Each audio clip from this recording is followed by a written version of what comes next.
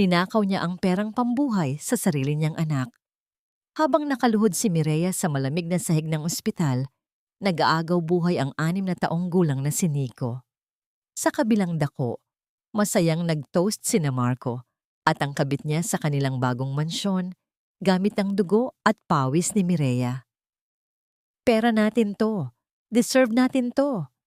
Sabi ng lalaking nangakong poprotekta sa kanya. Ngunit hindi alam ng mga traidor. Ang luhang pumapatak sa sahig ng ospital ay ang huling iiyakan ng isang inang handang sunugin ang kanilang mundo. Paano babangon ang isang babaeng inalisan ng lahat? Ninakaw niya ang perang pambuhay sa sarili niyang anak. Habang nakaluhod si Mireya sa malamig na sahig ng ospital, kung saan nag-aagaw buhay ang 6 na taong gulang na si Nico, masayang nag-aalay ng alak si Marco at ang kanyang kabit sa kanilang bagong mansyon. Ginamit nila ang dugo at pawis ng isang inang walang tigil sa pagtatrabaho upang nakawin ang huling pag-asa ng kanyang anak. Ang lalaking nangakong poprotekta sa kanya ay siya palang wawasak sa kanyang mundo. Paano babangon ang isang inang ninakawan ng lahat? Babe, bayad na ang down payment ng bahay natin. Hayaan mo na si Mireya magpakapagod sa ospital. Sanay naman yun maging martir.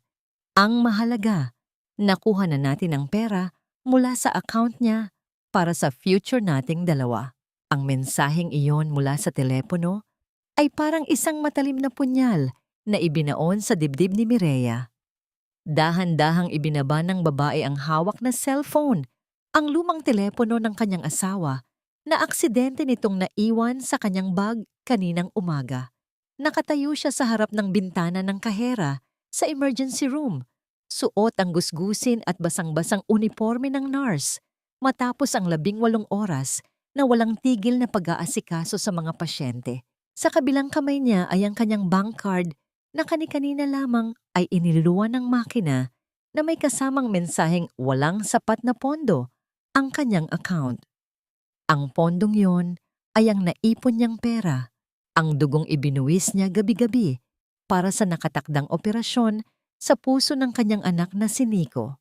Unti-unting nanigas ang buong katawan ni Mireya. Tila nawalan ng hangin ang buong paligid at isang mabigat na bikig ang bumara sa kanyang lalamunan na pumigil sa anumang hagulgol na nais kumawala sa kanyang mga labi. Nanginginig ang kanyang mga daliri na halos hindi na niya maramdaman dahil sa matinding panlalamig. Ang perang pinagpuyatan niya hanggang sa halos bumigay ang kanyang katawan, ang tanging pag-asa upang patuloy na mabuhay ang kanyang 6 na taong gulang na anak ay malinaw na ninakaw ng mismong lalaking tinitingala niya bilang haligi ng kanilang tahanan. Wala siyang ginawa kundi ang magpakababa at magsakripisyo. Paniwalang ang pagtanaw ng utang na loob sa pamilya nito ang magpapanatili sa buo nilang pamilya. Subalit ang isinukli sa kanya ay isang kataksilang walang kapantay. Upang kumpirmahin ang labis na kalupitan ng tadhana, muling tiningnan ni Mireya ang screen ng telepono. May kasunod na larawan ang mensahe. Nakita niya ang kanyang asawang si Marco na kayakap ng mahigpit mula sa likuran ni Stella, ang babaeng ipinakilala nitong katulong sa negosyo at pinatira pa nila sa kanilang sariling bahay dahil sa awa. Nakangiti silang dalawa nang napakatamis sa harap ng isang malaki at marangyang bahay, malayo sa amoy ng gamot at kamatayan na bumabalot ngayon kay Mireya. Ibinigay niya ang lahat ng kanyang tiwala. Isinuko ang pamamahala ng kanyang minanang yaman, ngunit sa huli ay siya ang ginawang kasangkapan upang pondohan ang kaligayahan ng mga traidor. Hindi pa man siya nakakabawi sa pagguho ng kanyang mundo, mabilis na lumabas mula sa pinto ng emergency room ang doktor ni Nico na may bakas ng matinding pag-aalala sa mukha. Sinabi nito na bumagsak ang kondisyon ng bata at kailangan na itong ipasok sa operating room sa lalong madaling panahon, ngunit kailangang bayaran kaagad ang paunang deposito para sa mga kagamitan. Bago pa man makasagot si Mireya, isang mahaba at tuloy-tuloy na ingay mula sa makina sa loob ng silid ang umaling-awngaw sa buong pasilyo. Isang malagim na musika na naghuhudyat na huminto na sa pagtibok ang puso ng kanyang anak. Parang pinutol ang mga tuhod ni Mireya, nawalan ng lakas ang kanyang mga binti at tuluyan siyang bumagsak sa malamig na sahig ng ospital. Mahigpit na yakap-yakap ang maliit na jacket ng kanyang anak bilang huling kanlungan. Sa gitna ng paglamon ng dilim sa kanyang kamalayan, isang katanungan ang patuloy na sumusugat sa kanyang kaluluwa. Mabubuhay pa kaya ang kanyang anak matapos nakawin ng sariling ama ang pag-asa nito? Sa kailaliman ng kanyang kawalan ng malay, tila bumalik ang diwa ni Mireya sa loob ng bahay na itinuring niyang kanlungan, ngunit naging piitan pala ng kanyang kaluluwa.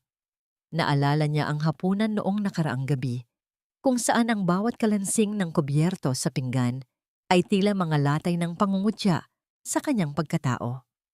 Nakita niya si Doña Carmen, ang kanyang biyenan, na may mapanuring mga mata habang dinudukot ang pinakamalambot na bahagi ng karne mula sa plato ni Nico at inililipat ito sa pinggan ni Marco.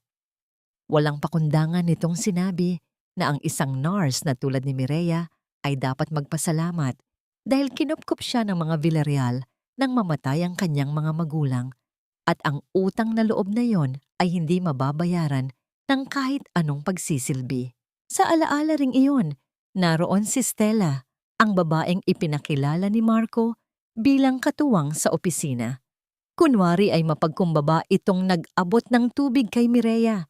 Ngunit ang kanilang mga balat ay nagkadikit at nakita ni Mireya ang mapang-uyam ng ngiti sa mga labi ng babae habang pasimpleng hinahaplos ang binti ni Marco sa ilalim ng lamesa. Si Marco naman ay nanatiling tahimik, tila bingi sa mga insulto ng kanyang ina at bulag sa kataksilang nagaganap sa harap mismo ng kanyang asawa. Ang bawat salita ng pasasalamat na binibigkas ni Mireya noon ay tila mga tinik na ngayon ay bumabaon sa kanyang lalamunan habang siya ay unti-unting nagigising mula sa pagkakahimatay. Nabalik lamang ang diwa ni Mireya nang maramdaman niya ang matapang na amoy ng alkohol at ang malamig na dampi ng hangin mula sa aircon ng ospital. Idinilat niya ang kanyang mga mata at ang unang bumungad sa kanya ay ang maputing kisame na tila umiikot sa kanyang paningin. Ngunit bago pa man siya tuluyang lamunin ng takot, isang malaki at mainit na kamay ang dahan-dahang humawak sa kanyang balikat upang alalayan siyang bumangon. Isang anino ng isang lalaki ang humarang sa nakasisilaw na ilaw sa itaas. Nang luminaw ang kanyang paningin, nakita niya si Gabriel Reyes, ang abogadong matagal na niyang hindi nakakasalamuha, ngunit laging naroon sa mga mahahalagang sandali ng kanyang pamilya noon. Walang imik si Gabriel. Hindi siya nagtanong kung ayos lang ba si Mireya dahil alam niyang durog na durog ang babaeng nasa harap niya. Sa halip, kinuha niya ang isang baso ng maligamgam na tubig at dahan-dahang inilapit ito sa mga tuyot na labi ni Mireya. Ang bawat paglunok ni Mireya ay may kasamang pait, hindi dahil sa tubig, kundi dahil sa katotohanang isang estranghero pa ang nagbigay sa kanya ng kalinga sa gitna ng unos, habang ang kanyang sariling asawa ay nagdiriwang sa piling ng iba. Sa mga sandaling iyon, ang katahimikan sa pagitan nila ay hindi nakatitigig. Bagkus, ito ay nagsilbing isang pansamantalang proteksyon laban sa malupit na mundo sa labas ng puting kurtina. Nabasag ang katahimikan nang lumapit ang isang nurse at ibinalita na ang lahat ng bayarin para sa operasyon ni Nico ay nabayaran na ng buo ng isang hindi nagpakilalang donor. Nabuhayan ng loob si Mireya, tila isang himala ang nangyari sa gitna ng kanyang kawalan. Ngunit bago pa man siya makapagsalita ng pasasalamat, muling lumabas ang doktor mula sa silid ng operasyon. Bit-bit ang isang pirasong papel na puno ng mga teknikal na salita.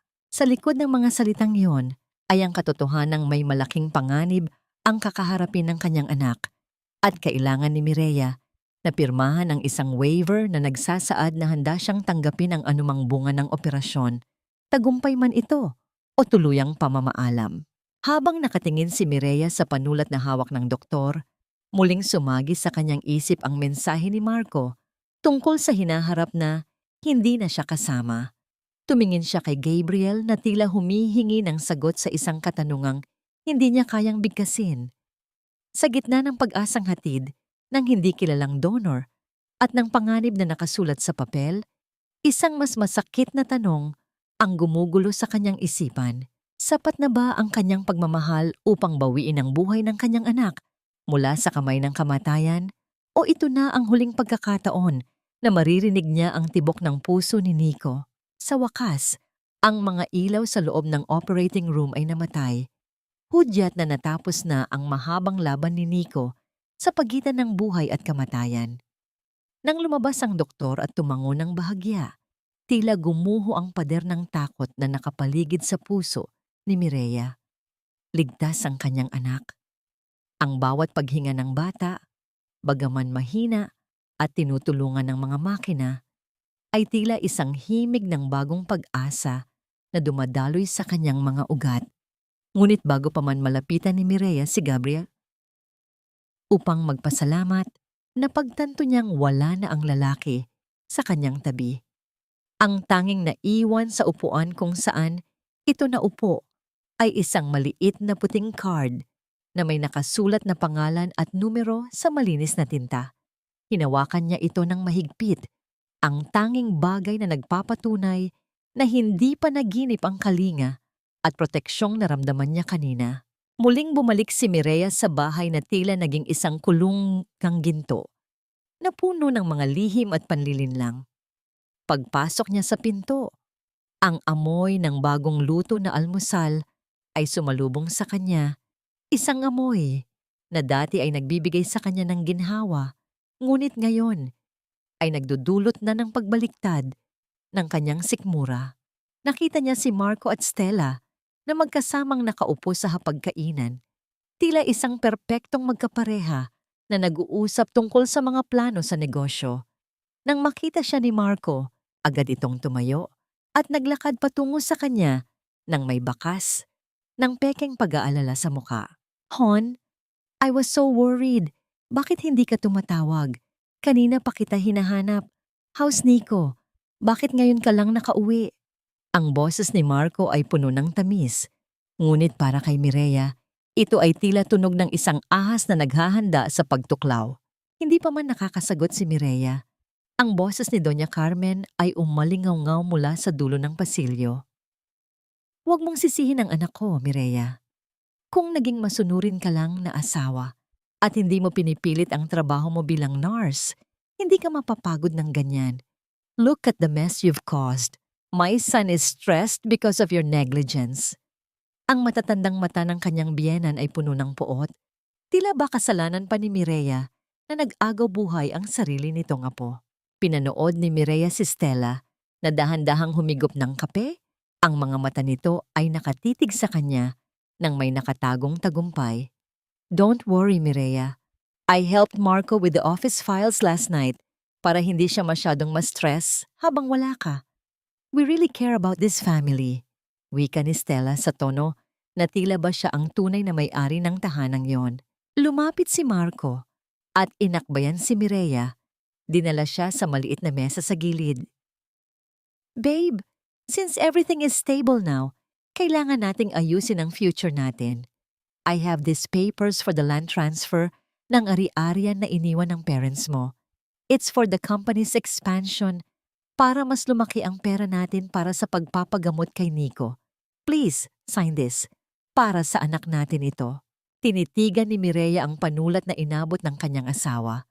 Sa bawat salita ni Marco, naaalala niya ang boses sa telepono kagabi.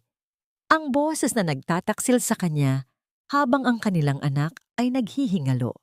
Isang bahagi ng kanyang pagkatao ang gustong sumigaw at isampal sa mukha nito ang katotohanan. Ngunit nananaig ang malamig na katwiran sa kanyang isip. Dahan-dahan niyang kinuha ang panulat. Sa ilalim ng kanyang maskara ng pagsunod, ang kanyang puso ay naging kasing tigas ng bato. Isinulat niya ang kanyang pangalan sa ibabaw ng papel. Isang pirma na alam niyang magsisilbing pain para sa mas malaking bitag na kanyang ihahanda. Nang sumapit ang hating gabi, nang ang buong bahay ay balot na ng katahimikan at tanging ang tunog ng hangin sa labas ang naririnig, dahan-dahang bumangon si Mireya. Tahimik siyang naglakad patungo sa silid-aklatan ni Marco, ang lugar kung saan itinatago nito ang lahat ng kanyang mga transaksyon. Ang bawat hakbang niya sa pasilyo ay tila may kasamang bigat ng kanyang mga sakripisyo. Nais niyang makita ang mga katibayan ng pagnanakaw na ginagawa nito sa kanyang yaman. Dahan-dahan niyang pinihit ang doorknob ng opisina. Ang bawat pag-ikot nito ay nagdudulot ng kaba sa kanyang dibdib. Ngunit nang tuluyan ng bumukas ang pinto, tila tumigil ang pag-ikot ng mundo para kay Mireya. Hindi ang mga papel o ang computer ang bumungad sa kanya. Sa loob ng silid, sa ilalim ng malamlam na ilaw ng desk lamp, nakita niya si Stella. Nakaupo ito sa swivel chair ni Marco, kampanteng nakasandal at suot ang puting silk bathrobe ng kanyang asawa na may bakas pa ng pabango ni Marco. Ang ngiti ni Stella habang nakatingin sa kanya ay hindi na nagtatago. Ito ay isang lantarang deklarasyon ng digmaan sa loob ng silid na yon, sa pagitan ng dalawang babaeng nagtatagisan ng tingin. Isang katotohanan ang tila naging malinaw para kay Mireya. Ang kanyang pagtitiis ay may hangganan at ang bahay na ito ay hindi na kailanman magiging isang tahanan. Habang ang anino ni Stella ay humahaba sa dingding, isang tanong ang nanatiling nakabitin sa hangin.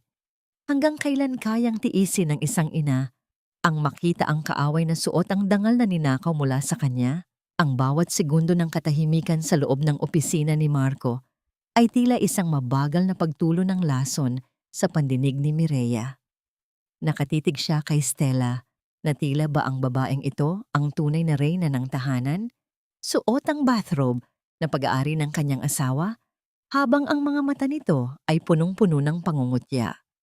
Sa halip na sumigaw o magwala, naramdaman ni Mireya ang isang matinding panlalamig na dahan-dahang gumagapang mula sa kanyang mga paa, paakyat sa kanyang dibdib. Alam niyang isang maling galaw lamang ay mawawala ang lahat ng kanyang pinaplano. Dahan-dahan siyang humakbang pabalik. Ang kanyang mga kamay ay nakakuyom ng mahigpit hanggang sa bumaon ang kanyang mga kuko sa sariling palad. Nag-iiwan ng mga mapupulang marka ng sakit na tila nagpapaalala sa kanya na kailangan niyang magtiis. Pasensya na, akala ko ay narito si Marco. Nakalimutan ko lang ang isang gamit ni Nico. Mahinahong wika ni Mireya, bagaman ang kanyang boses ay may bahagyang panginginig na hindi niya maitago. Hindi siya naghintay ng sagot mula kay Stella at mabilis na tumalikod, dahan-dahang isinara ang pinto na nag-iwan ng isang mabigat na tunog na tila hudyat ng pagtatapos ng kanyang pagiging bulag. Sa dilim ng pasilyo, sumandal siya sa pader at hinayaang dumaloy ang isang mainit na luha sa kanyang pisngi. Isang luhang hindi dahil sa panghihinayang, kundi dahil sa galit na unti-unting nagiging apoy sa kanyang kaluluwa. Kinaumagahan, sa ilalim ng malamlam na liwanag ng sumisikat na araw, nagtungo si Mireya sa isang maliit at tahimik na kapihan sa dulo ng bayan. Doon ay naghihintay si Gabriel Reyes. Sa gitna ng ingay ng mga sasakyang dumadaan sa labas, ang loob ng kapihan ay tila isang maliit na isla ng kapayapaan. Nang makita ni Gabriel si Mireya, agad itong tumayo at inalalayan ang babae na maupo. Napansin ng abogado ang mapupungay na mata at ang maputlang balat ni Mireya, kaya sa halip na magtanong tungkol sa mga dokumento, dahan-dahan niyang itinulak ang isang baso ng mainit na gatas patungo sa kanya. Mireya, kailangan mong kumain. You look like you haven't slept at lahat. Malumanay na wika ni Gabriel. Ang kanyang boses ay may dalang timpi, ngunit tapat na pag-aalala. Ang bawat salita niya ay tila isang mainit na kumot na bumabalot sa nanlalamig na puso ni Mireya.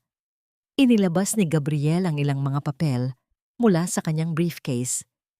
I checked the financial records you gave me.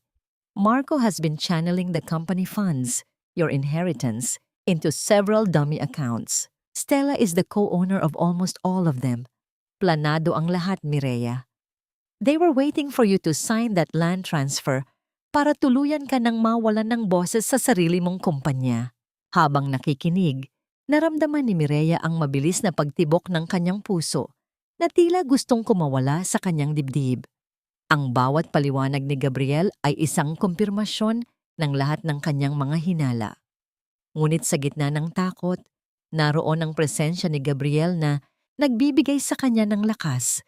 Hindi siya hinahawakan ng lalaki, ngunit ang paraan ng pagtingin nito sa kanya ay nagpaparamdam na hindi siya nag-iisa sa laban na ito. I need to do this, Gabriel, para kay Nico. I won't let them take everything away from us. Matigas na sagot ni Mireya. Ang kanyang mga mata ay nagpapakita ng isang determinasyong ngayon lang niya naramdaman. Napatigil ang kanilang pag-uusap nang biglang mag-vibrate ang telepono ni Mireya sa ibabaw ng mesa. Ang tunog ng notification ay tila isang babala mula sa ospital. Nang sagutin niya ang tawag, ang boses ng isang administrador mula sa ospital ang bumungad sa kanya. Malamig at walang emosyon. Sinabi nito na may direktiba raw mula sa asawa niya at sa biyenan niyang si Doña Carmen na ilipat si Nico sa isang maliit at pampublikong pasilidad sa kabilang bayan upang makatipid sa gastusin dahil masyado raw mahal ang pananatili sa intensive care unit. Ang balitang iyon ay tila isang sampal na nagpuyos sa galit ni Mireya. Ang kanyang sariling anak nakakatapos lang operahan at nangangailangan ng masusing pag-aalaga ay ituturing na lamang na isang pabigat sa pananalapi ng mga taong nagpapasasa sa perang ninakaw sa kanya. Ang panginginig ng kanyang mga balikat ay hindi na maitago at ang panulat na hawak niya ay tila gusto na niyang baliin sa tindi ng puot. Tumingin siya kay Gabriel. Ang kanyang mga mata ay puno ng pakiusap at nag-uunahang mga luha. Sa gitna ng kawalan ng katarungan na tila walang katapusan, isang masakit na katanungan ang umalingaw-ngaw sa kanyang isipan. Hanggang saan kayang sikmuraing saktan ng isang ama ang sariling anak para lamang sa ambisyon at hanggang kailan mananatiling nakatayo si Mireya bago siya tuluyang gumuho. Mabilis na tinahak ni Mireya ang pasilyo ng ospital. Ang bawat hakbang niya ay tila may kasamang bigat ng 1,000 katanungan. Nang marating niya ang kwarto ni Nico, natagpuan niya ang kanyang biyenan na si Doña Carmen na kasalukuyang nakikipagtalo sa mga nurse habang pilit na hinahawakan ang mga tubo na nakakabit sa kanyang anak. Ang mukha ng matanda ay punong-puno ng puot at kawalan ng pakundangan. Tila ba ang buhay ng sarili nitong apo ay isang transaksyon lamang na kailangang tipirin.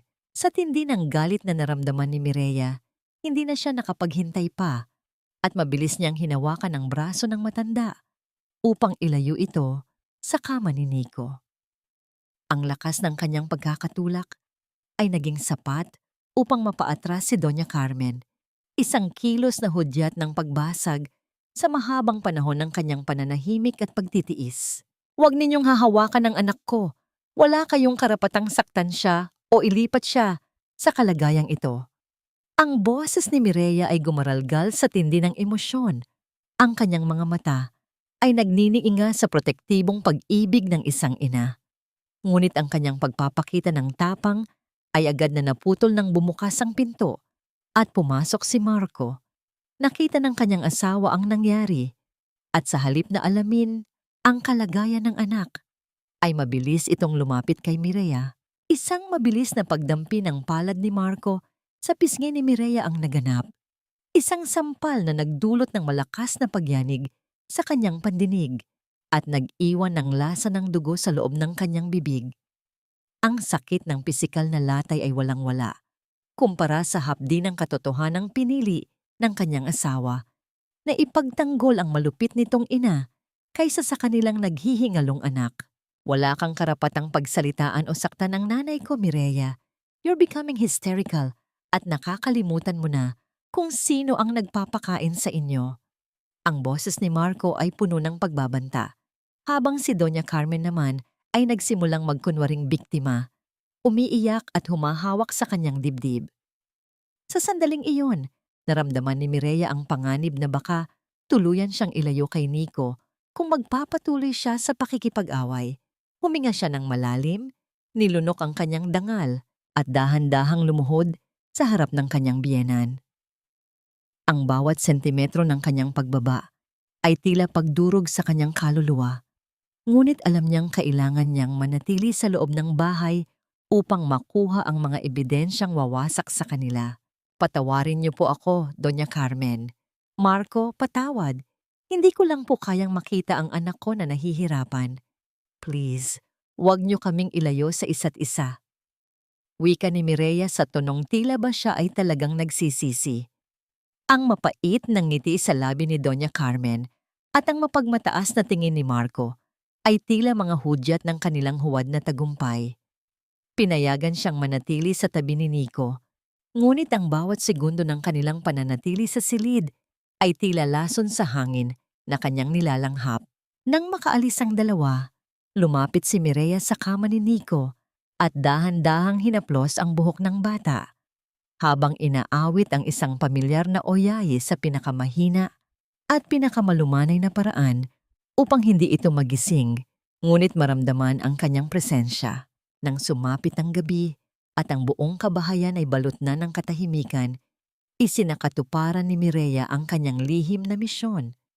Habang alam niyang si Marco ay nasa kabilang silid, kasama si Stella, dahan-dahan siyang pumasok sa opisina ng asawa. Ang tanging liwanag sa loob ng silid ay ang malamlam na sinag mula sa monitor ng computer. Nanginginig ang kanyang mga daliri habang isinasaksak ang USB drive upang simulan ang pagkopya sa lahat ng mga dokumento at transaksyong nahanap niya sa hard drive. Ang bawat paggalaw ng loading bar sa screen ay tila bawat tibok ng kanyang puso na nagpapabilis sa daloy ng dugo sa kanyang mga ugat dahil sa takot na mahuli. Nang matapos ang proseso, agad niyang ipinadala ang mga file kay Gabriel, ang tanging taong mapagkakatiwalaan niya sa laban na ito. Sa gitna ng kanyang pag-aayos upang makaalis sa silid, narinig niya ang marahang pagpihit ng doorknob mula sa labas. Ang tunog ng pagkakasabik ng lock ay tila isang hudyat ng nalalapit na panganib.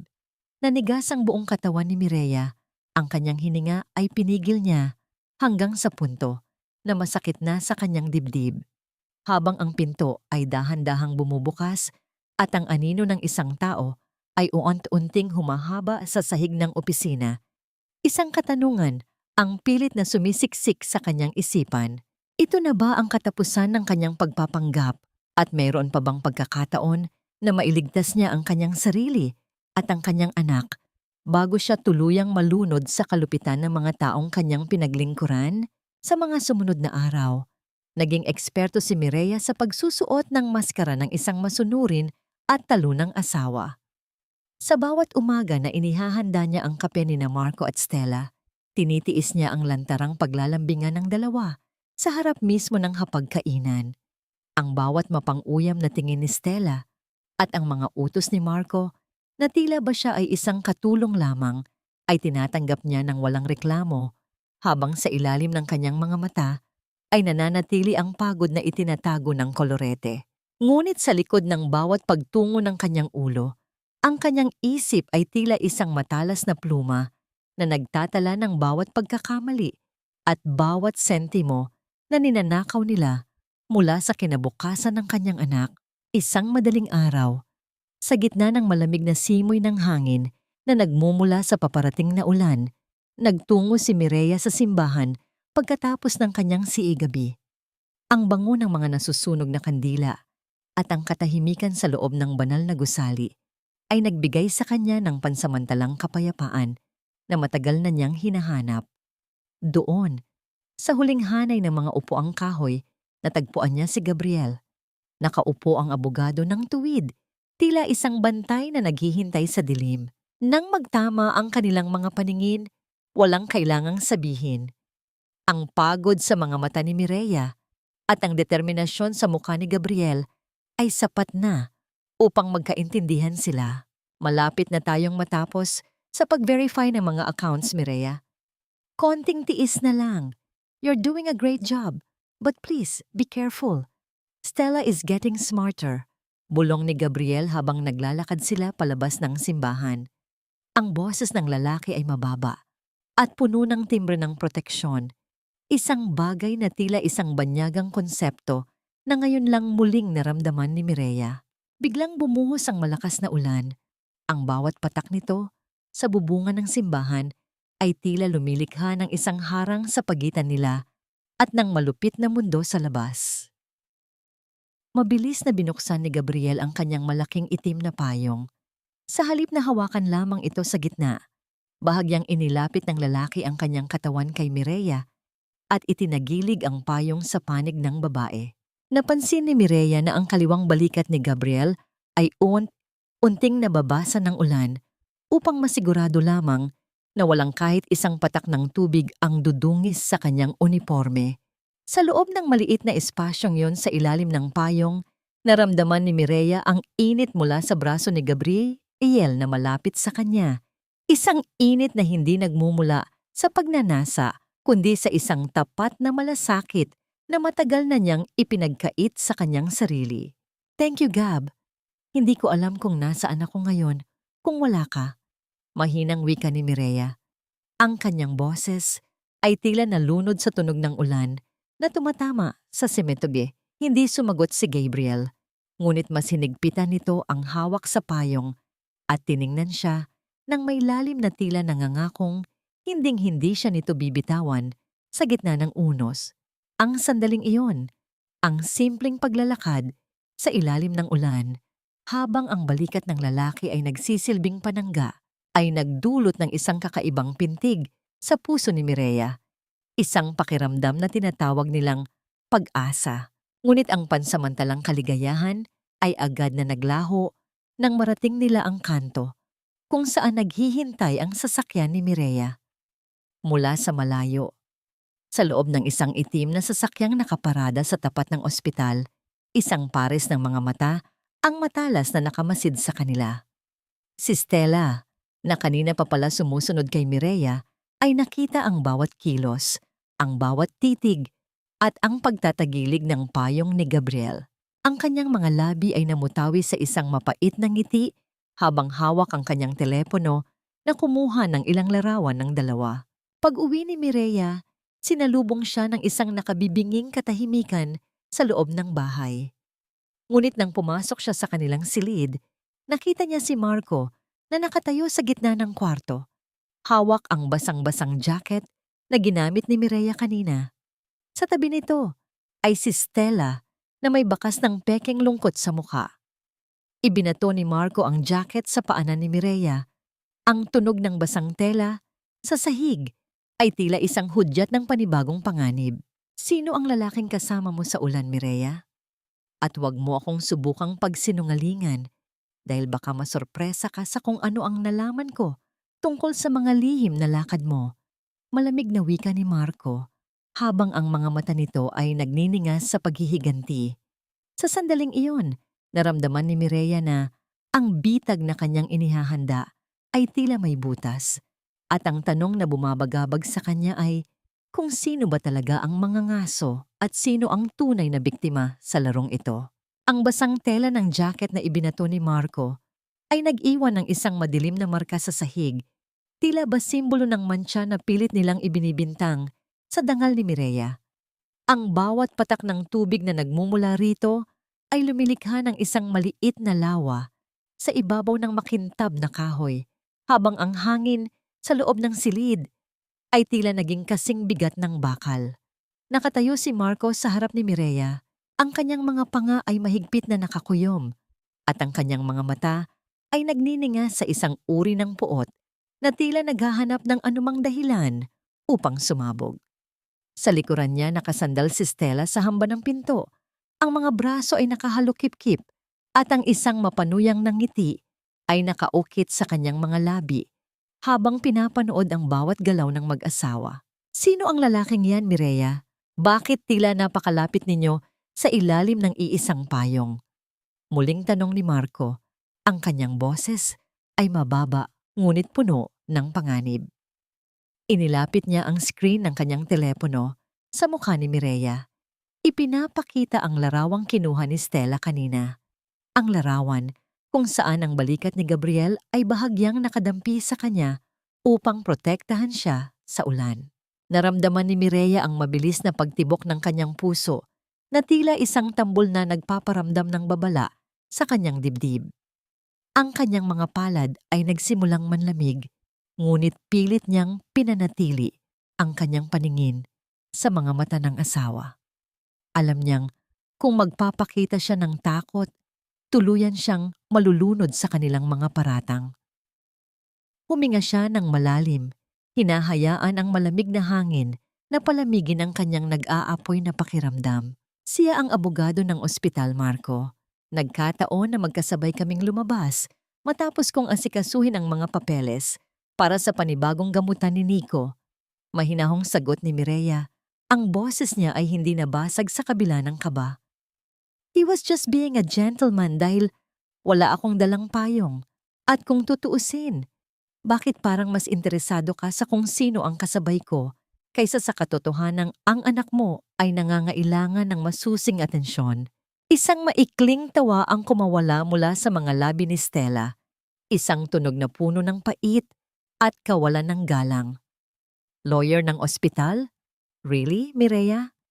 Napaka-convenient naman yata ng pagkakataon. You looked so comfortable with him, parang hindi kayo estranghero sa isa't isa. Shut up, Stella. Mariing wika ni Mireya. Sa pagkakataong ito ay hindi na niya napigilan ang talas ng kanyang dila. Wala kang karapatang makialam sa usapan naming mag-asawa. You are just a guest in this house, remember that. Nanliit ang mga mata ni Marco sa sagot ni Mireya. Lumapit siya ng isang hakbang, sapat na upang maramdaman ni Mireya ang init ng galit na nagmumula sa katawan nito. Guest? Stella is helping me with everything habang ikaw ay abala sa pakikipagtagpo sa kung sino-sinong lalaki. Huwag mong ibahin ang usapan, Mireya. You owe me an explanation.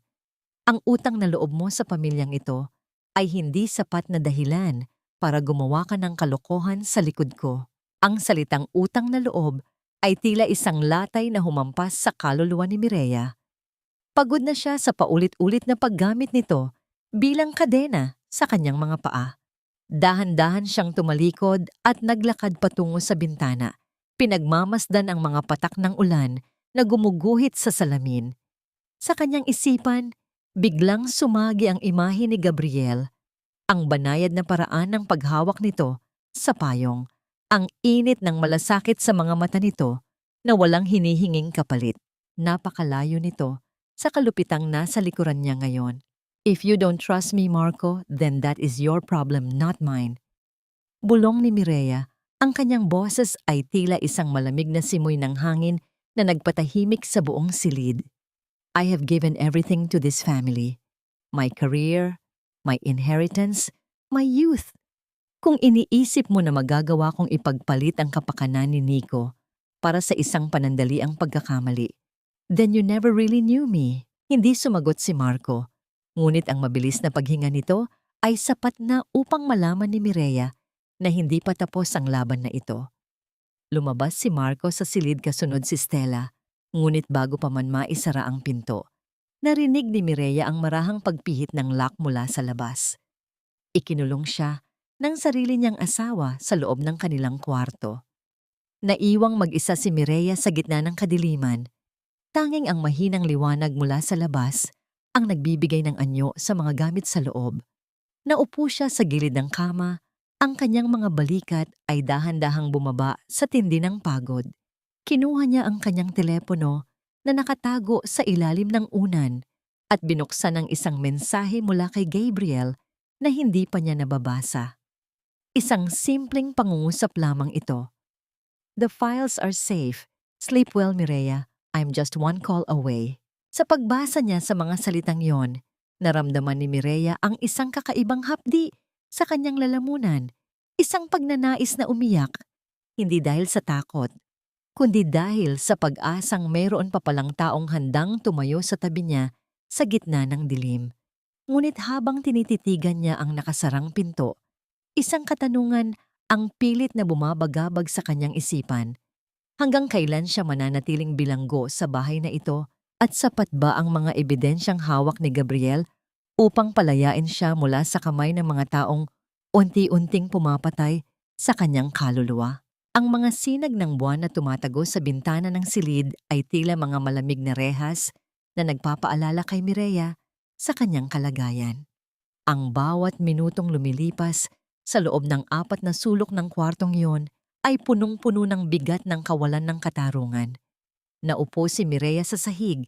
Ang kanyang likod ay nakasandal sa malamig na kahoy ng pinto habang hinihintay ang anumang tunog ng pagpihit ng susi mula sa labas.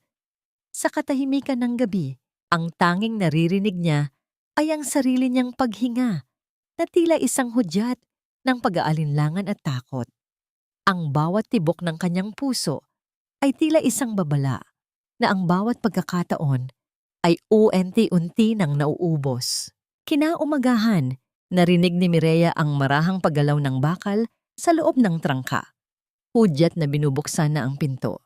Pumasok si Marco na may bitbit na tray ng pagkain, ngunit ang kanyang mukha ay hindi nagpapakita ng anumang bakas ng pagsisisi.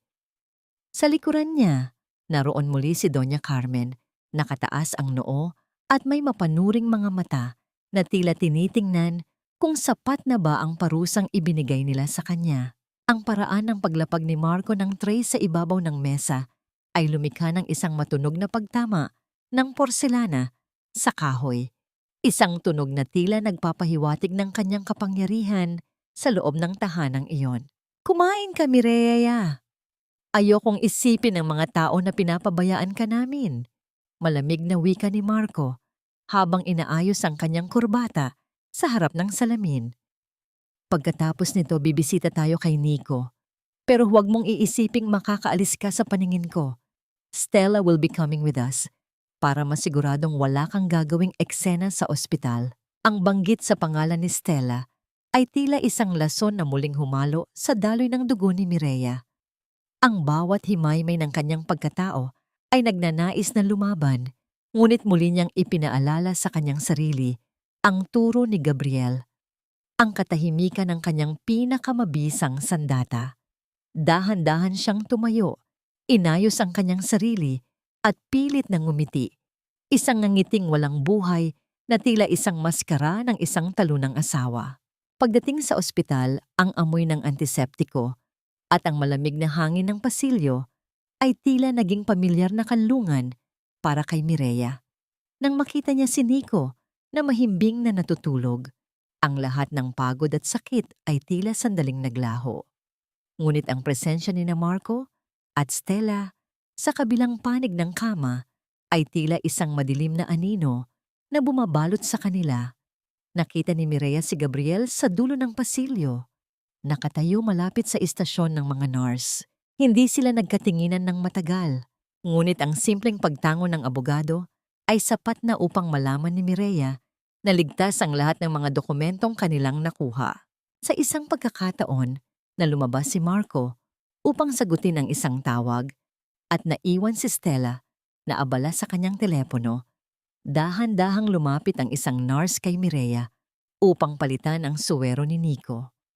Sa loob ng tupi ng kumot ng bata, palihim na nag-iwan ang nurse ng isang maliit na piraso ng papel na nakatiklop ng maayos. Alam ni Mireya na ito ay galing kay Gabriel. Mabilis niya itong itinago sa loob ng kanyang palad. Ang kanyang mga daliri ay nanginginig sa pagkasabikat kaba. Nang makabalik sila sa bahay, muling naramdaman ni Mireya ang gipit na pakiramdam ng pagiging bilanggo. Ngunit sa pagkakataong ito, mayroon na siyang bitbit na lihim na lakas. Nang matiyak niyang abala ang lahat sa hapunan, binuksan niya ang papel na galing kay Gabriel. Nakasulat doon ang isang mahalagang impormasyon. Ang pirma ni Mireya sa land transfer ay hindi pa tuluyang nairehistro dahil sa isang teknikal na pagkakamali sa dokumento. Mayroon pa siyang pagkakataon na bawiin ang lahat. Subalit ang kanyang munting pag-asa ay agad na nayanig nang marinig niya ang mabibigat na hakbang patungo sa kanyang silid. Mabilis niyang itinago ang papel sa loob ng kanyang unan, ngunit bago pa man siya makagalaw, bumukas ang pinto at pumasok si Stella. Ang nangiti sa mga labi ng babae ay puno ng kamandag at sa kanyang kamay ay hawak niya ang maliit na USB drive na ginamit ni Mireya noong isang gabi. Ang bagay na akala ni Mireya ay ligtas nang naipadala kay Gabriel ay tila naiwan o nahanap sa loob ng opisina ni Marco. Naghahanap ka ba nito, Mireya? Tanong ni Stella sa tonong tila ba nakatagpo siya ng isang premyo. Inilapit ng babae ang kanyang mukha kay Mireya. Ang bango ng kanyang pabango ay tila sumasakal sa hininga ng huli.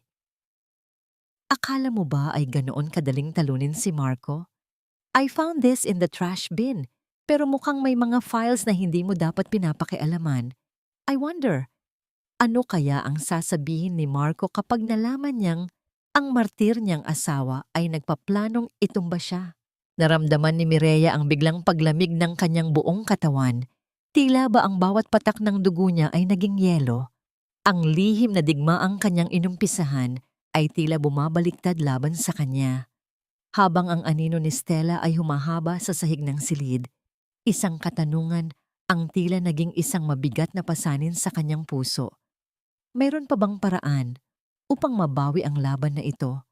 O tuluyan na siyang malulunod sa sariling bitag na kanyang inihanda? Ang bawat salitang lumalabas sa mga labi ni Stella ay tila mga patak ng asido na unti-unting tumutunaw sa natitirang pag-asa ni Mireya. Ang maliit na USB drive na hawak ng babae ay tila isang sumasabog na kagamitan na anumang sandali ay wawasak sa lahat ng kanyang pinaghirapan. Naramdaman ni Mireya ang biglang panunuyo ng kanyang lalamunan at ang panginginig ng kanyang mga tuhod na pilit niyang pinipigilan. Ang bango ng pabango ni Stella ay tila isang laso na sumasakal sa kanyang hininga habang ang mapanuyang ngiti nito ay nagpapaalala sa kanya na siya ay nasa loob ng isang bitag na sadyang ginawa para sa kanya. Bakit ka natahimik, Mireya? Hindi ba't mahilig kang maglaro ng tago-taguan? Wika ni Stella sa isang mapanindig balahibong tono. Inilapit pa nito ang mukha kay Mireya, sapat na upang maramdaman ng huli ang mainit na hininga ng babaeng umagaw sa kanyang asawa. I wonder, ano kaya ang magiging reaksyon ni Marco kapag nalaman niyang ang asawa niyang nurse ay isang espiya sa sarili naming kumpanya? Bago pa man makasagot si Mireya, ang marahas na pagtama ng pinto sa hamba nito ay nagpalingon sa kanilang dalawa. Pumasok si Marco kasama si Doña Carmen. Ang mukha ni Marco ay walang emosyon, isang maskara ng yelo na tila ba wala itong pakialam sa tensyong nagaganap sa loob ng silid. Ngunit ang mga mata ni Doña Carmen ay nagniningning sa isang uri ng kagalakan na tanging ang mga taong may maitim na balak ang nagtataglay. Lumapit ang matanda kay Mireya at hinawakan ang kanyang mukha, isang hawak na tila ba tinitingnan ang isang sirang kagamitan. Poor Mireya, masyado ka na talagang napapagod, iha. Maging ang sarili mong asawa ay pinagdududahan mo na. Malambing ngunit nakapangingilabot na wika ni Doña Carmen. Tumingin siya kay Marco at tumango. Marco, tingnan mo ang asawa mo. She's talking to herself lately at kung ano-anong mga imahinasyon ang nabubuo sa isip niya. Baka pati ang batang si Nico ay hindi naligtas sa piling niya. I know, ma.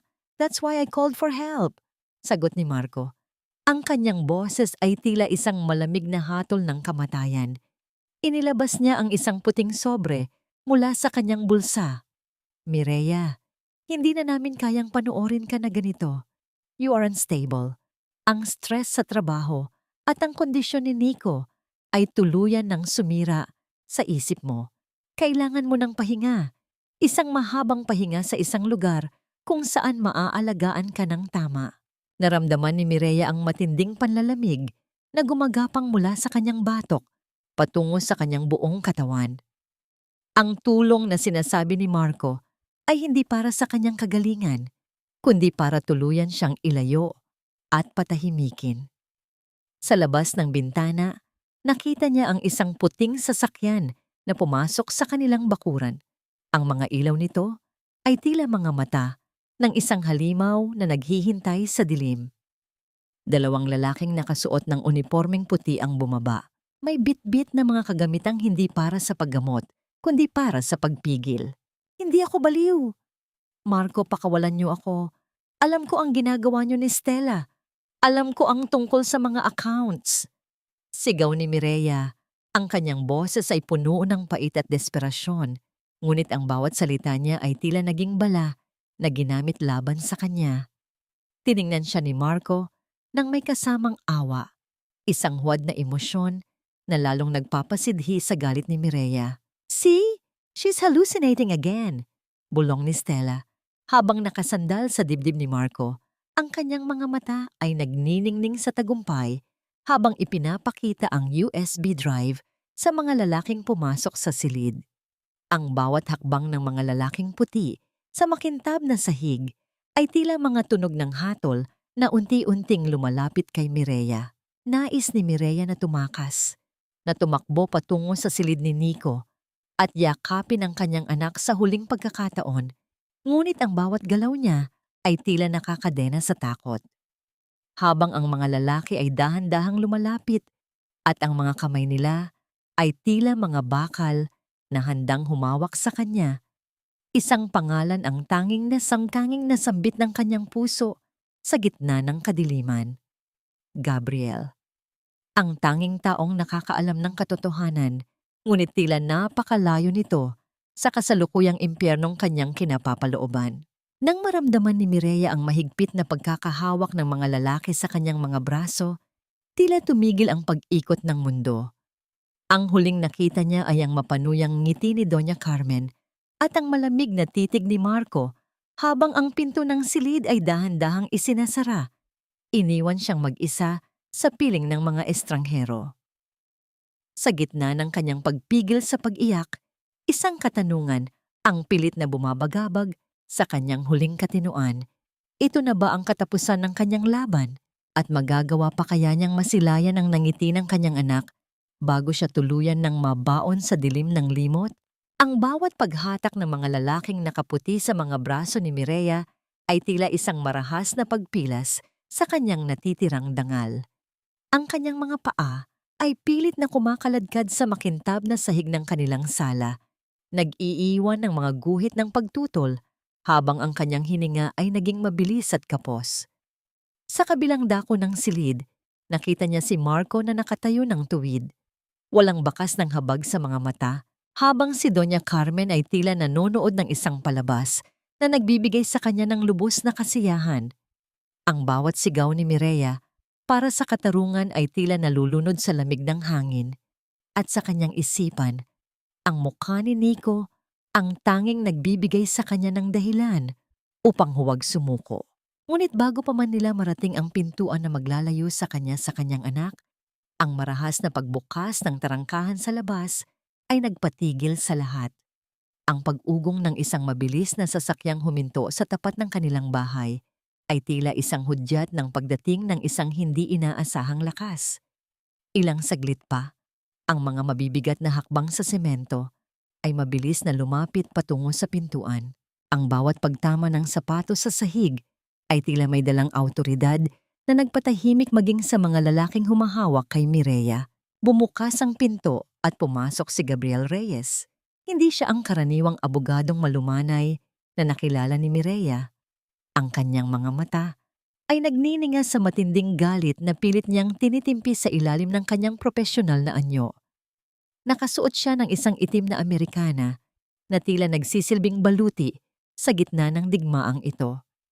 Lumapit siya ng walang pag-aalinlangan sa gitna ng sala at sa kanyang kamay ay hawak niya ang isang asul na folder na may selyo ng korte. Bitawan niyo siya. Ngayon din, ang boses ni Gabriel ay mababa, ngunit may dalang bigat na tila isang hatol na hindi maaaring baliin. Ang mga lalaking nakaputi na tila nakaramdam ng panganib ay dahan-dahang naluwagan ng kanilang pagkakahawak kay Mireya. Mabilis na humakbang si Marco patungo kay Gabriel, ang kanyang mukha ay namumula sa tindi ng pagkainis. Sino ka para mangialam sa loob ng bahay ko?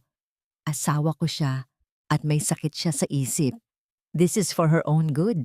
Kaya umalis ka bago pa kita ipahuli sa mga pulis. Isang mapait na ngiti ang sumilay sa mga labi ni Gabriel habang dahan-dahang binubuksan ang folder.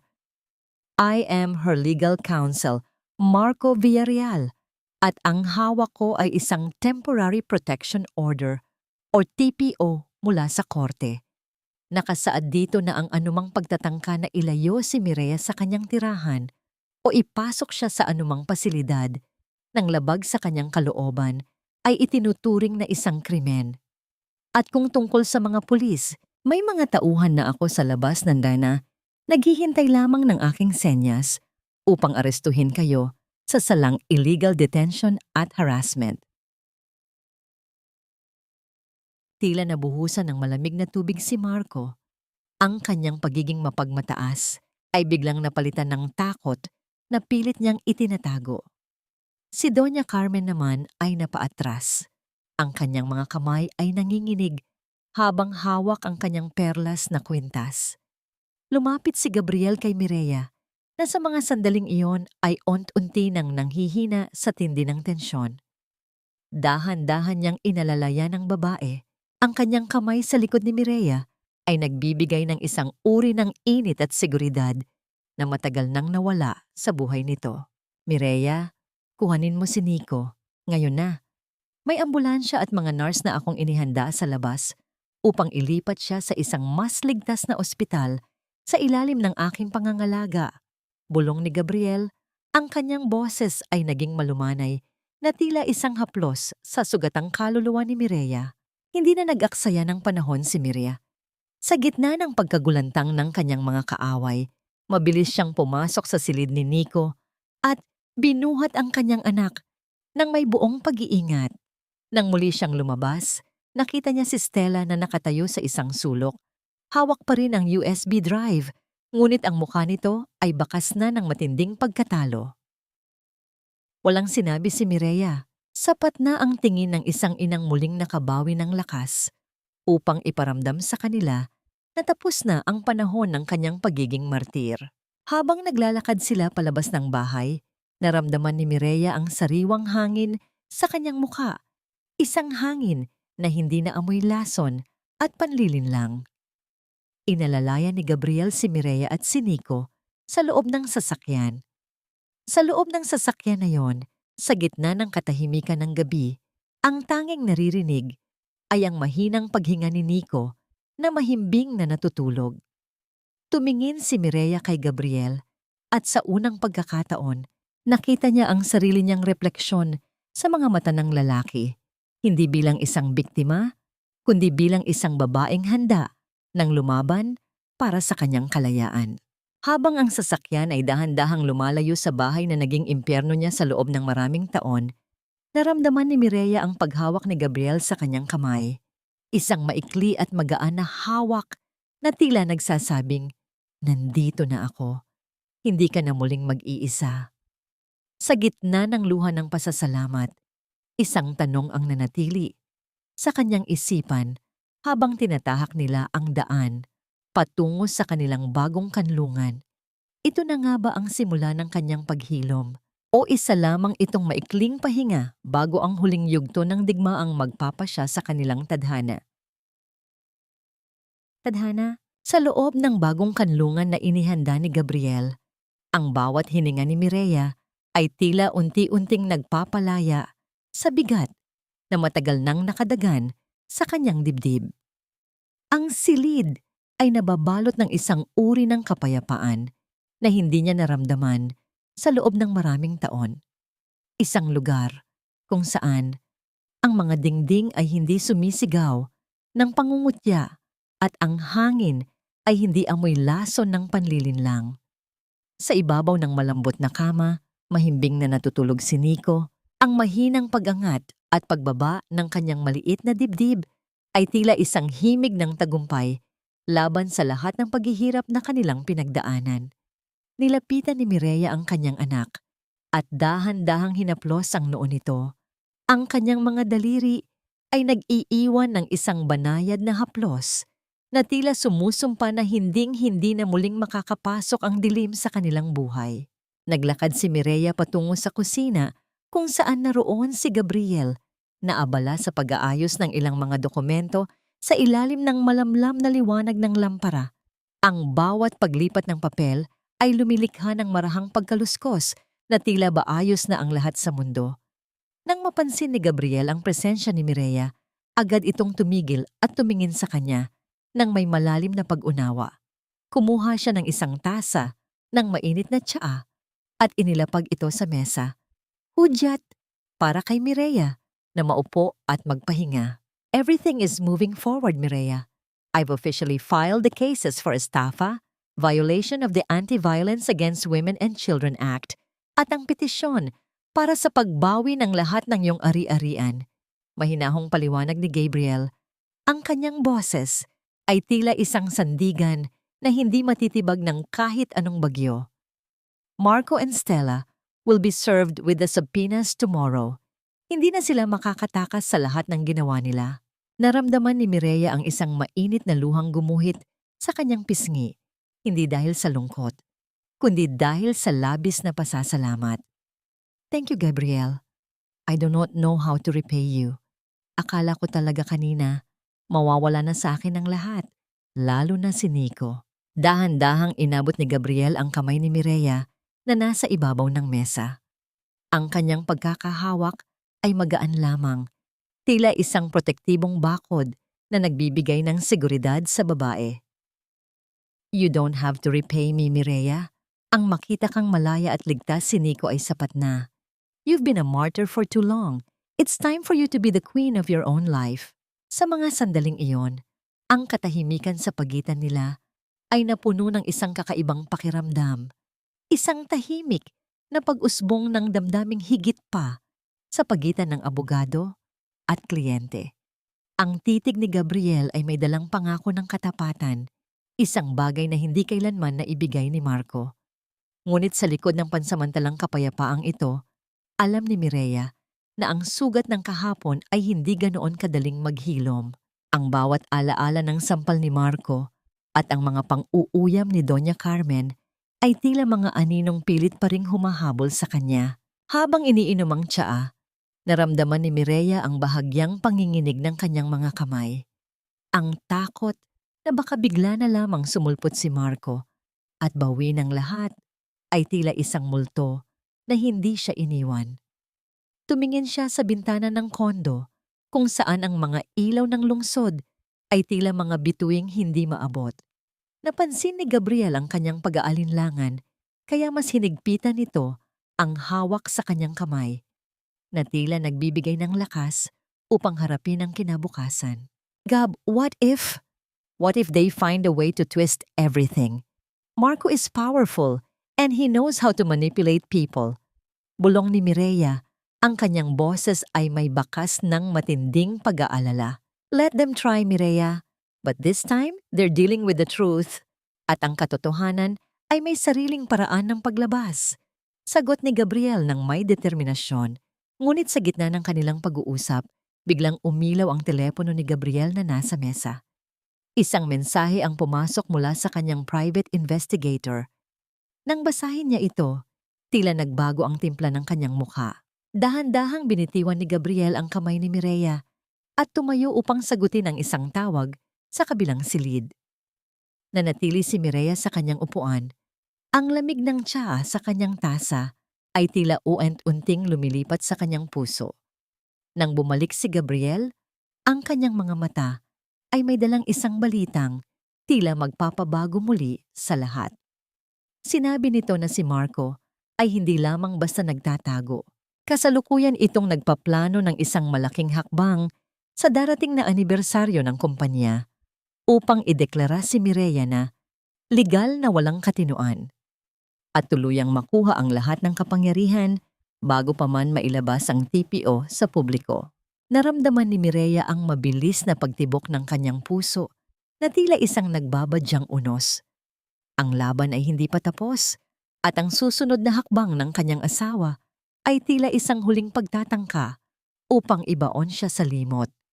Sa gitna ng katahimikan ng gabi, isang katanungan ang muling bumabagabag sa kanyang kaluluwa.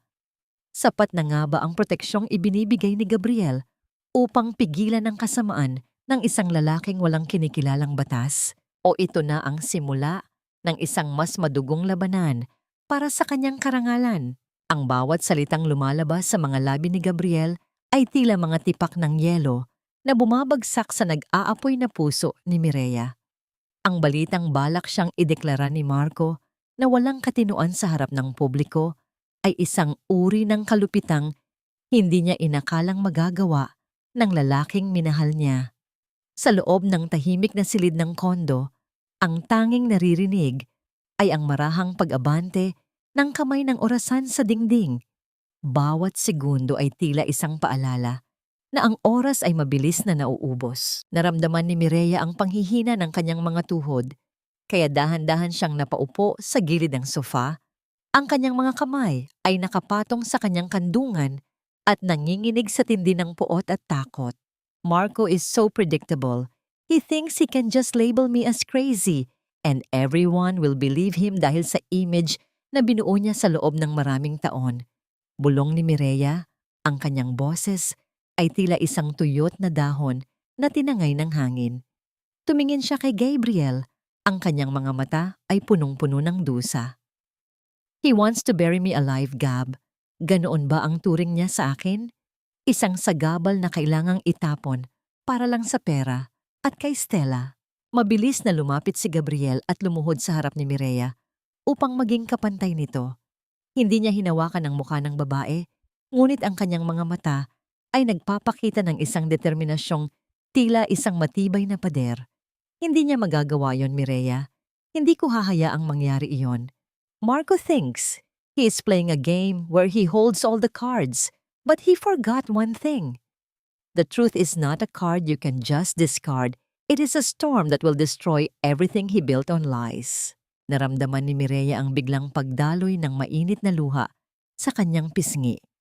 Ang bawat paghikbi niya ay tila isang pagpapakawala sa lahat ng mga taon ng kanyang pananahimik at pagtitiis. Sa gitna ng kanyang pagluha, dahan-dahang inabot ni Gabriel ang kanyang panyo at iniabot ito sa kanya.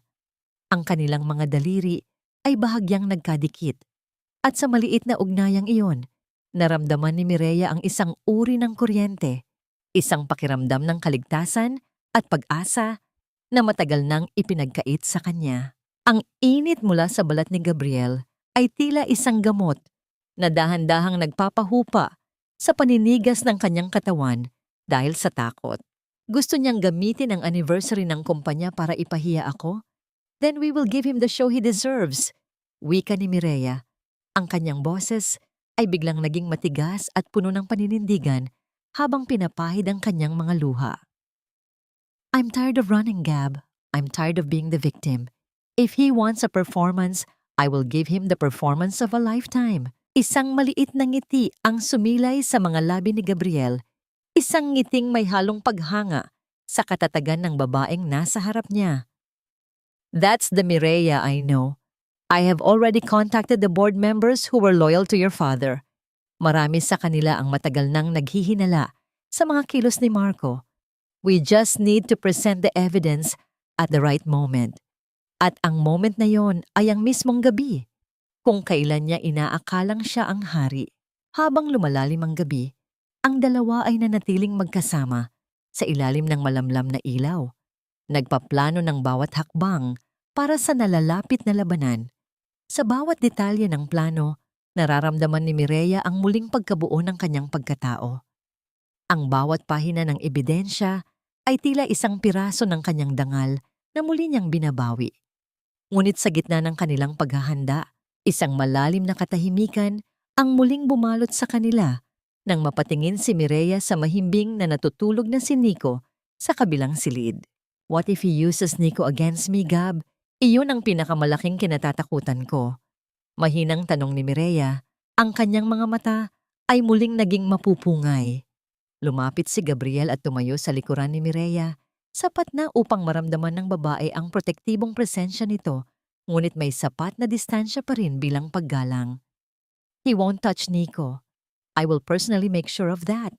As long as I am standing, walang sino man ang makakasakit sa inyong dalawa. Ang pangakong yon ni Gabriel ay tila isang angkla na nagpapanatili kay Mireya Sa gitna ng malakas na alon, tumingin siya sa bintana kung saan ang mga ilaw ng lungsod ay tila ont-unti nang naglalaho sa paparating na bukang liwayway. Ang dilim ay malapit nang matapos, ngunit alam ni Mireya na ang pinakamalakas na bagyo ay bago pa lamang dumarating. Habang tinititigan niya ang kanyang refleksyon sa salamin, isang katanungan ang pilit na sumisiksik sa kanyang isipan. Handa na nga ba siyang harapin ang lalaking minsang naging mundo niya upang tuluyan itong wasakin?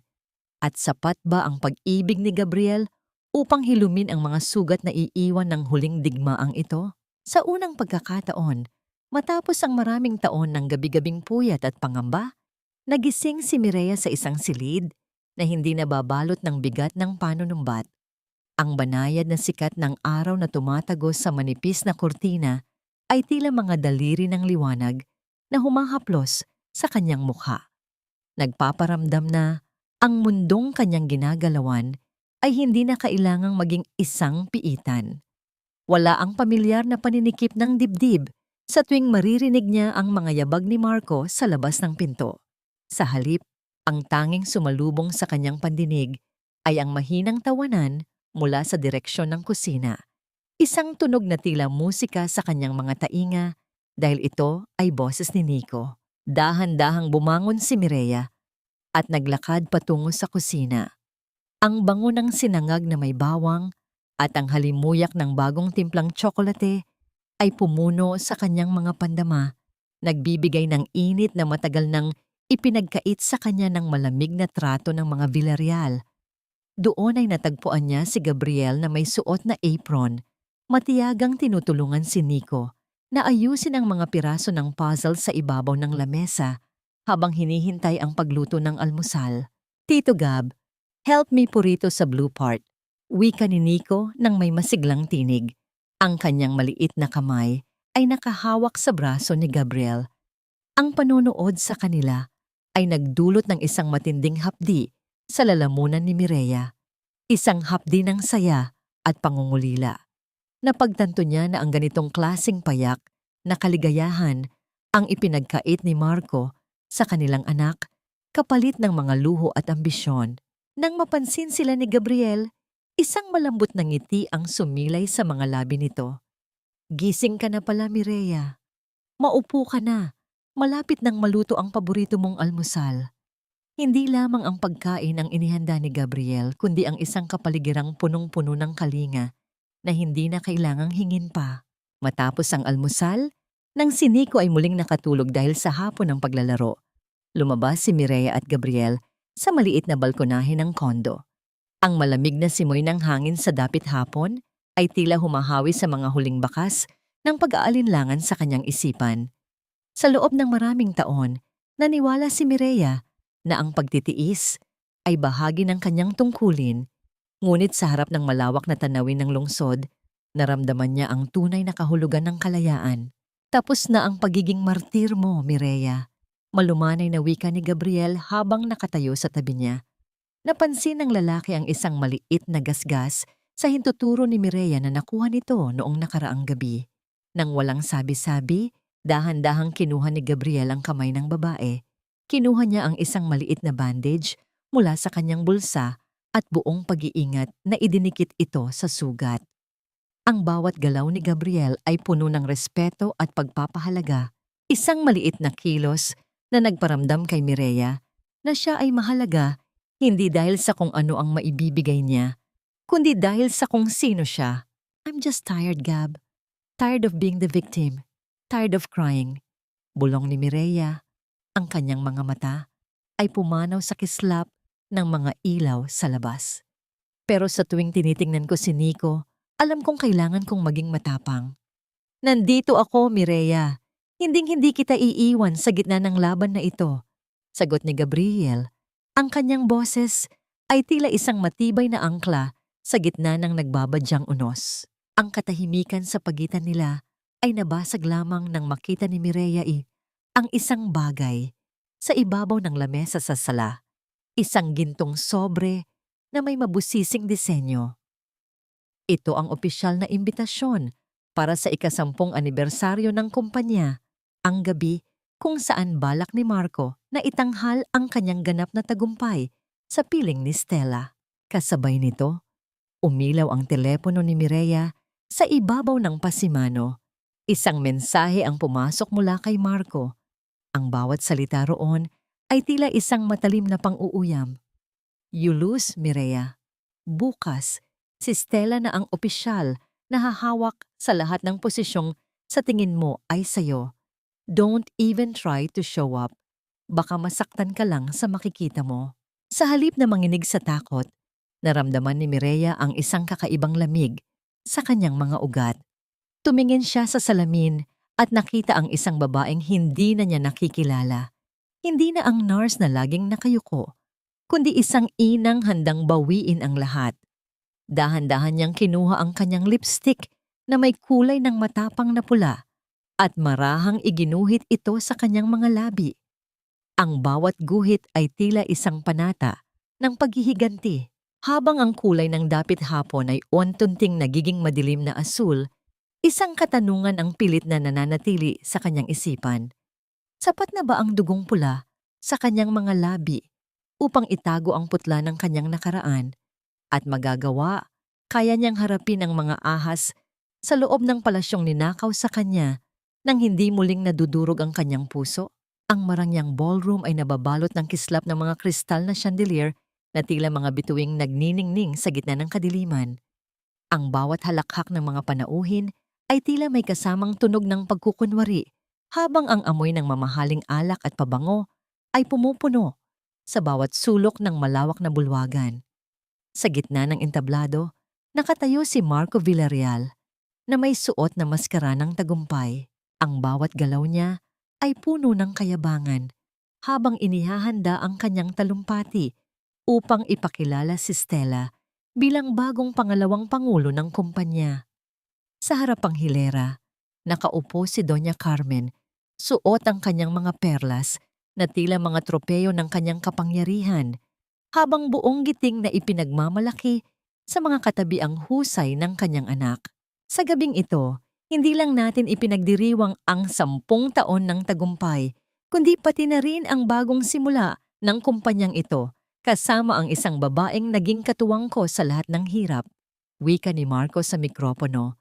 Ang kanyang boses ay tila isang matamis na lason na dumadaloy sa pandinig ng mga nakikinig. Tumingin siya kay Stella na nakatayo sa gilid, suot ang isang mamahaling bestido na binili gamit ang perang ninakaw sa paggamot ni Nico. Ngunit ang lahat ng atensyon ay biglang naputol nang ang malalaking pinto ng ballroom ay dahan-dahang bumukas ng may bigat ng awtoridad. Hindi ito isang mabilis na pagbukas, kundi isang sadyang pagpapakita ng presensya na nagpatahimik sa buong silid. Ang mga yabag ng sapatos sa makintab na semento ay tila isang hudyat ng pagdating ng isang tunay na reyna. Pumasok si Mireya de los Santos. Hindi na siya ang nurse na may maputlang muka at pagod na mga mata. Suot niya ang isang itim na gown na tila baluti ng kanyang dangal, at ang kanyang mga labi ay nagniningning sa kulay ng matapang na pula. Sa kanyang tabi, nakatayo si Gabriel Reyes. Ang abogado ay tila isang matibay na haligi na nagbibigay ng seguridad sa bawat hakbang ni Mireya. Ang kanilang pagpasok ay tila isang malamig na hangin na biglang nagpapatigil sa init ng pagdiriwang. Nang magtama ang paningin ni Marco at Mireya, tila tumigil ang pag-ikot ng mundo. Ang baso ng champagne na hawak ni Marco ay bahagyang nayanig, sapat na upang malaman ng lahat ang takot na biglang gumapang sa kanyang mga ugat. Wait, Marco, hindi pa tapos ang selebrasyon. Ang tunay na may-ari ng kumpanyang ito ay kararating lang. Ang boses ni Mireya ay hindi sumisigaw, ngunit ito ay umalingaw-ngaw sa buong bulwagan nang may tindi ng katotohanan. Mabilis na nagpadala si Marco ng mga gwardya upang paalisin si Mireya, ngunit bago pa man sila makalapit, humakbang si Gabriel sa harapan. Inilabas niya ang mga dokumentong may selyo ng korte at ang orihinal na titulo ng kumpanya na nakapangalan sa ama ni Mireya. Ang sino mang humawak sa kliyente ko ay haharap sa demanda ng contempt of court. Ayon sa batas, si Mireya de los Santos Villarreal ang may-ari ng higit sa 70% ng mga share sa kumpanyang ito. Siya ang may huling salita rito. Ang bulungan ng mga panauhin ay tila mabilis na kumalat na parang apoy sa tuyong damo. Nanliit ang mga mata ni Stella sa tindi ng inggit at galit, habang si Doña Carmen ay tila nabulunan sa sariling laway. Sinubukan ng matanda na lumapit at hawakan ang braso ni Mireya upang muli itong pasunurin. Ngunit bago pa man dumampi ang mga daliri nito, marahang iniwas ni Mireya ang kanyang braso. Isang banayad, ngunit malinaw na pagtatakwil sa kontrol ng biyenan. Huwag ninyo akong hahawakan, Doña Carmen. Ang panahon ng inyong paghahari sa buhay ko ay natapos na sa gabing iniwan niyo ang anak ko sa ospital. Malamig na wika ni Mireya. Ang kanyang titig ay tila isang talim na humihiwa sa natitirang dangal ng matanda. Naglakad si Mireya patungo sa entablado at kinuha ang mikropono mula sa nanginginig na kamay ni Marco. Tumingin siya sa malaking screen sa likuran kung saan dapat ay ipapalabas ang video ng kasaysayan ng kumpanya. Tumingin siya kay Gabriel at sa isang maliit na pagtango ng abogado, pinindot nito ang isang remote. Ang mga ilaw sa ballroom ay dahan-dahang namatay at ang tanging liwanag na naiwan ay ang mula sa malaking projector. Sa halip na ang mga larawan ng tagumpay ni Marco, ang bumungad sa lahat ay ang mga lihim na dokumento ng mga ilegal na transaksyon, ang mga dummy accounts, at ang isang malinaw na video ni Marco at Stella sa loob ng kanilang bahay. Nagtatawanan habang binibilang ang perang dapat ay para sa operasyon ng isang bata. Ang bawat segundo ng video ay tila isang hatol na uent-unting bumibitay sa dangal ng dalawang traidor sa harap ng buong lipunan. Habang ang lahat ay nakatitig sa screen na may halong pandidiri, isang katanungan ang tila naging isang mabigat na pasanin sa puso ni Marco. Hanggang saan kayang lipulin ng katotohanan ang isang imperyong itinayo sa kasinungalingan? At magagawa pa kaya niyang makalabas sa bulwagang ito nang hindi nakatungo ang kanyang ulo sa kahihiyan? Ang katahimikan sa loob ng malawak na ballroom ay tila isang mabigat na kumot na bumalot sa lahat ng mga panauhin. Isang katahimikang hindi nagmumula sa kapayapaan, kundi sa matinding pagkabigla at pandidiri. Ang bawat mata na nakatitig sa malaking screen ay tila naging mga matatalim na dila ng panghuhusga na tumatama sa bawat himaymay ng pagkatao ni Marco at Stella. Ang marangyang bulwagan na kanina lamang ay puno ng huwad na ningning ay tila naging isang malaking hukuman kung saan ang katotohanan ay nagsilbing pinakamabigat na ebidensya. Ang bawat paghinga ni Marco ay naging mabilis at kapos, habang ang bawat butil ng pawis na gumugulong sa kanyang noo ay tila mga luha ng kanyang naghihingalong ambisyon. Nabasag ang katahimikan nang ang mga mabibigat na yabag ng mga lalaking nakasuot ng uniforme ng National Bureau of Investigation ay pumasok sa bulwagan. Ang bawat paghakbang ng kanilang mga sapatos sa makintab na sahig ay tila isang tunog ng hatol na papalapit sa entablado. Hawak ng namumunong opisyal ang isang puting papel na may selyo ng gobyerno, isang warrant of arrest para sa mga kasong estafa, money laundering, at paglabag sa mga karapatan ng kababaihan at bata. Nang marinig ni Marco ang kanyang pangalan na binanggit, ang kanyang mga tuhod ay tuluyang nanghina at napilitan siyang humawak sa gilid ng podium upang huwag tuluyang bumagsak sa sahig. Marco Villarreal, you are under arrest. May karapatan kang manahimik dahil ang bawat salitang bibitawan mo ay gagamitin laban sa iyo. Wika ng opisyal sa isang malamig na tono. Sa gitna ng kaguluhan, mabilis na kumala si Stella sa pagkakahawak ni Marco. Ang kanyang mukha na kanina ay punong-puno ng tamis, ay biglang napalitan ng isang anyo ng matinding takot at pagtataksil. Wala akong kinalaman dito.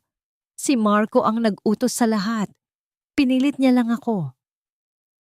Sigaw ni Stella habang pilit na kumakawala sa mga nurse na tumutulong sa mga awtoridad.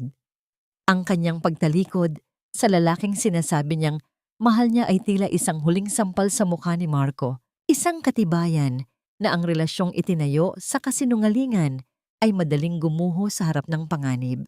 Tumingin si Marco kay Mireya. Ang kanyang mga mata ay punong-puno ng desperasyon at huwad na pagsisisi. Mireya, babe, please, talk to them. Hindi ko sinasadyang saktan kayo ni Nico. I did it for our future. Patawarin mo ako. Gagawin ko ang lahat para bumalik tayo sa dati. Wika niya habang pilit na inaabot ang kamay ng kanyang asawa. Ngunit si Mireya ay nanatiling nakatayo ng matuwid. Ang kanyang balikat ay hindi na nakayuko at ang kanyang paningin ay hindi na umiiwas. Tumingin siya kay Marco nang may halong habag. Hindi dahil mahal pa niya ito, kundi dahil sa kawalan ng saysay ng buhay ng lalaking nasa harap niya. Hindi mo ito ginawa para sa atin, Marco. Ginawa mo ito para sa iyong sarili. At ang kinabukasan na sinasabi mo, winasak mo na yon noong gabing mas pinili mong manood ng fireworks habang ang anak mo ay naghihingalo sa ospital. Dahan-dahang lumapit ang mga pulis at inilagay ang mga bakal na posas sa mga kamay ni Marco. Ang tunog ng paglak ng metal ay tila hudyat ng pagputol sa huling kadena na nagtatali kay Mireya sa kanyang nakaraan. Sa kabilang banda, si Doña Carmen ay tuluyan ng nawalan ng malay nang makita ang kanyang anak na kinaladkad palabas. Ang kanyang mga perlas na kwintas ay nalaglag at nagkalat sa sahig. Isang simbolo ng tuluyang pagbagsak ng kanilang pekeng dangal. Walang sinuman sa mga panauhin ang nagtangkang lumapit o tumulong sa matanda. Ang lahat ay nanatiling nakatitig ng may pagkasuklam. Nang mailabas na ang mga traidor, ang ballroom ay muling nabalot ng katahimikan. Ngunit sa pagkakataong ito ay isang katahimikang may dalang kalayaan. Huminga ng malalim si Mireya, isang mahaba at malalim na buntong hininga na tila naglalabas ng lahat ng lason sa kanyang katawan sa loob ng maraming taon. Naramdaman niya ang isang mainit na presensya sa kanyang likuran. Si Gabriel ay hindi umalis sa kanyang tabi, nananatiling isang matibay na sandigan sa gitna ng naganap na bagyo. "It's over, Mireya. You did it." Mahinahong bulong ni Gabriel. Ang kanyang boses ay tila isang haplos ng kapayapaan sa sugatang kaluluwa ng babae. Tumingin si Mireya kay Gabriel at sa unang pagkakataon, ang kanyang mga mata ay nagniningning hindi dahil sa luha ng sakit, kundi dahil sa liwanag ng bagong simula. Naglakad sila palabas ng ballroom, iniwan ang lahat ng karangyaan na wala namang kabuluhan. Sa labas, ang hangin ay malamig at presko, malayo sa masangsang na amoy ng pagkukunwari sa loob. Habang tinatahak nila ang daan patungo sa ospital upang balikan si Nico, naramdaman ni Mireya ang paghawak ni Gabriel sa kanyang kamay. Hindi isang mahigpit na pagkakahawak ng kontrol, kundi isang banayad na pagdampi ng pangako. Isang katanungan ang pilit na nananatili sa kanyang isipan, sapat na nga ba ang hustisya upang burahin ang lahat ng pait? O ang tunay na katarungan ay ang pagkakaroon ng pagkakataong muling magmahal nang walang takot na muling mawalan? Isang taon ang mabilis na lumipas, tila isang mahabang panaginip na dahan-dahang nagising sa isang maliwanag at payapang umaga. Ang bawat pahina ng kalendaryo na nalagas ay tila bawat hakbang ni Mireya palayo sa madilim na pasilyo ng kanyang nakaraan. Sa ilalim ng malawak na asul na langit, ang dating bahay na puno ng lason at panlilinlang ay wala na sa kanyang pagmamay-ari. Ibinenta niya ito at ang bawat sentimong nakuha ay naging pundasyon ng Nico's Heart Foundation. Isang pasilidad na nagbibigay ng libreng gamutan at kalinga para sa mga batang may sakit sa puso na nagmula sa mga pamilyang walang kakayahan. Ang bawat ngiti ng mga batang kanyang natutulungan ay tila isang gamot na dahan-dahang nagpapahilom sa mga latay sa kanyang sariling kaluluwa. Sa loob ng isang malamig na silid sa bilangguang panlalawigan, nakaupo si Marco Villarreal sa likod ng mga rehas na bakal. Ang kanyang dating makinis na balat ay napalitan na ng pangungulubot dahil sa pagsisisi at hirap, at ang kanyang mga mata na dati ay puno ng kayabangan ay tila nawalan na ng kislap. Sa kabilang dako ng salamin, nakaupo si Mireya. Hindi siya naparito upang manumbat o upang makitang nagdurusa ang lalaki. Inilapag niya ang isang pirasong papel sa ibabaw ng lamesa, ang pinal na desisyon ng korte para sa kanilang annulment. Hindi ako naparito para patawarin ka, Marco, dahil ang kapatawaran ay isang bagay na ikaw lang ang makakapagbigay sa sarili mo. Mahinahong wika ni Mireya, ang kanyang boses ay tila isang malinis na agos ng tubig na hindi na nadudungisan ng galit. Naparito ako para sabihing pinalalaya ko na ang sarili ko mula sa iyo. Hindi ka na ang lalaking kinatatakutan ko, kundi isang alaala na lamang ng isang aral na kailangan kong matutunan. Tumalikod si Mireya at hindi na lumingon pa sa mga huling tawag ni Marco na puno ng desperasyon. Sa labas ng gusali, sinalubong siya ng sariwang hangin at ng mainit na sikat ng araw.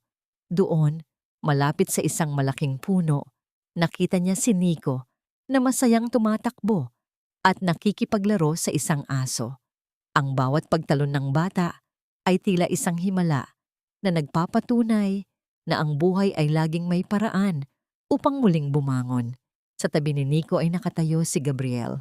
Ang abogado ay nananatiling isang anino ng proteksyon, hindi kailanman lumalayo, at laging handang sumalo sa bawat pagkakataong manghina. Si Mireya. Naglakad si Mireya patungo sa kanila, at nang maramdaman ni Gabriel ang kanyang presensya, agad itong lumapit at kinuha ang isang manipis na shawl upang ibalot sa balikat ng babae. Ang bawat galaw ni Gabriel ay may dalang paggalang at isang uri ng pag-ibig na hindi nangangailangan ng mga mabulaklak na salita. Sa simpleng pagdampi ng kanilang mga balikat habang pinapanood ang paglubog ng araw, naramdaman ni Mireya ang tunay na kahulugan ng kapayapaan. Gab, do you think we finally made it? Mahinang tanong ni Mireya habang nakasandal ang kanyang ulo sa balikat ng lalaki. Nakarating na tayo, Mireya. At sa pagkakataong ito, wala nang kailangang magsakripisyo ng labis para lang mahalin. Sagot ni Gabriel. Ang kanyang boses ay puno ng katiyakan habang dahan-dahang hinahawakan ng kamay ni Mireya. Ang kanilang mga daliri ay nagkadikit sa isang pangakong hindi na muling mababasag. Ang sugat ng kahapon ay nananatiling bahagi ng kanyang kasaysayan, ngunit hindi na ito ang nagtatakda ng kanyang kinabukasan. Natutunan ni Mireya na ang tunay na utang na loob ay hindi ang pagpapakubaba sa harap ng kalupitan, kundi ang pagpapahalaga sa sariling dangal upang mas higit na makapaglingkod sa iba.